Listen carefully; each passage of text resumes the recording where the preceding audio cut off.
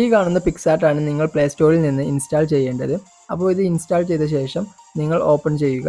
Open ചെയ്ത ശേഷം നിങ്ങൾക്ക് അവിടെ സ്കിപ്പ് എന്ന് കൊടുത്ത ശേഷം നിങ്ങൾക്ക് മുകളിൽ കാണുന്ന എഡിറ്റ് എ ഫോട്ടോ എന്നുള്ളതിൽ ക്ലിക്ക് ചെയ്യുക.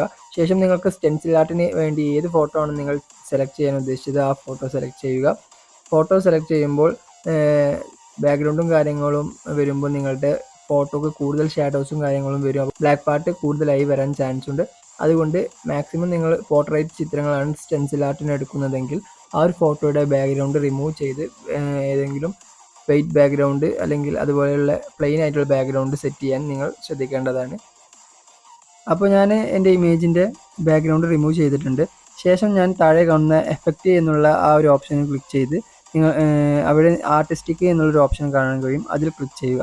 നിങ്ങൾക്കിവിടെ ധാരാളം ഓപ്ഷനുകൾ കാണാൻ കഴിയും. അപ്പോൾ നിങ്ങൾക്ക് ആർട്ടിസ്റ്റിക് എന്നുള്ളതിലാണ് സ്റ്റെൻസിൽ ആർട്ടിലേക്ക് കൺവേർട്ട് ചെയ്യേണ്ടവർ ക്ലിക്ക് ചെയ്യേണ്ടത്.